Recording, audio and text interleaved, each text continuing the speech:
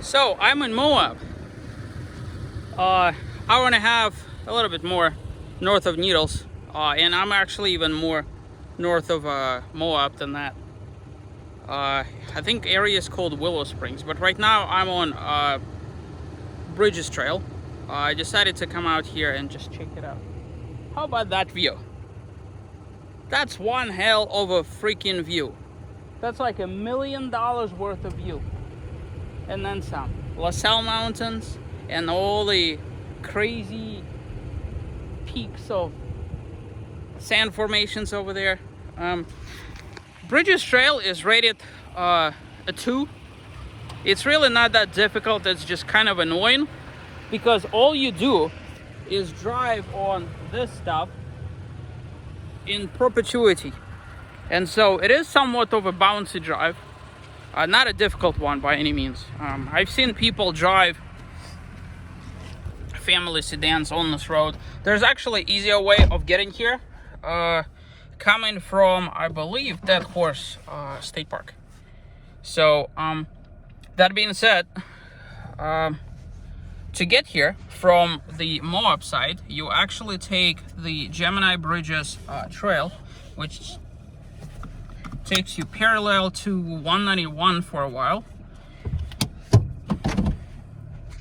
And then you go up the somewhat steep, not difficult at all. As a matter of fact, conditions of the road now are far much better than they used to be in the past. It looks like somebody has gone grading the darn thing. It is smooth as a baby's bottom. It has some blind curves and generally somewhat of a steep incline, but nothing too crazy that a novice couldn't do it. And then at the end of that, if you have, like, let's say a tent or maybe a truck camper or something like that, or maybe like a teardrop trailer, there's a little baby campground over there. It's called, see how bouncy it is? There's just a lot of indentations like this. Up, down, up, down, up, down, up, down, up, down. See how much my truck moves? It's not even a difficult trail by any means. It's just it has a lot of those divots and indentations, and it's just kind of a pain in the keister a little bit. So, but yes, there's the Brides Canyon. Has a little campground. I've noticed a whole bunch of them actually were close to camping. A few sites are still open. I'm not sure what the deal is. I don't pretend to be in the know by any stretch of the means. It is kind of sandy over there, so hopefully you have a vehicle that's capable of driving in the sand. It's not like this to get there, so don't worry about it. If you're coming from Moab side from 191, at least today, as of 5/14/2021, it is graded. It's fairly easy to just, if you could do the steep incline, that's all. And once you get to the plateau, it's basically just flat. That's all. Watch out for ATVs and side-by-sides and all sorts of other sides. Crazy jeepers that seem to go 45 miles an hour on this road because they think it's fun.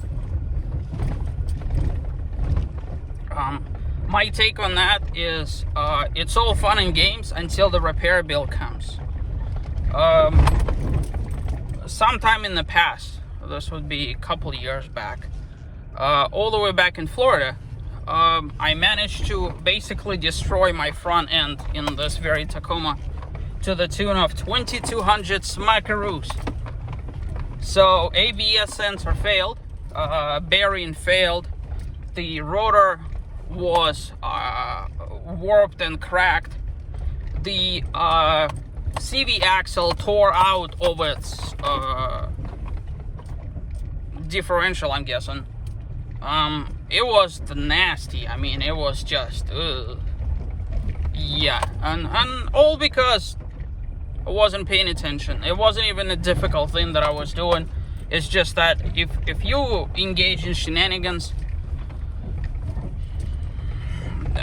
the repair bills is what gets you. Well, let me put it this way. If you can actually manage to get to a repair shop, because if you get stranded in a place like this with a broken vehicle, the tow will be expensive. I can't even, like yesterday I went to Elephant Hill and I was stuck there for 2 hours. Imagine trying to get a tow over there, if anything. Like, it would have to be several $1,000s if I had to guess, That's the reason why they always tell you to travel in groups, Because if you break down, you need somebody to tow you out. Now, of course, if you're like me, I travel solo. That's just the kind of guy that I am. A lot of the friends have this preponderance of, hey, let's go somewhere. Okay, let's go somewhere. No, I can't go. So, there's that. But this view, oh my goodness, it's driving here, you can't help but sneak a peek at it, right? But driving back, you're essentially staring at it the entire way. Now, in case you're wondering, Moab is actually right behind this weird funky ridge over there. So there's a cliff on the other side, and then there's the valley. So the cliff sides after this range are on the other side of Moab. It's kind of like the nature's way of saying, hey, I'm about to switch over from basically Colorado proper to Utah. It almost follows the state line, believe it or not. And kind of interesting about the Colorado. Colorado in Spanish means color red, right? So the Colorado Plateau is the whole area that encompasses, I would say, probably 3/4 of Utah. There's a really cool video on YouTube that talks about how there's 3 geological zones. Feel free to look it up. There's like hundreds of thousands of views on it. Easy to find. So Colorado Plateau actually stretches into the La Salles on the other side, plus entire Utah. And I find it kind of interesting that they've called Utah and not Colorado for what Colorado Plateau is, while Colorado is actually gray, green, and snowy. So yeah, there's that little geological history lesson for you. As you see, it is kind of bumpy. At some point this bumpiness ends, and it basically culminates in this gnarly, I would say probably 30-degree incline if I had to guess. If you have low gear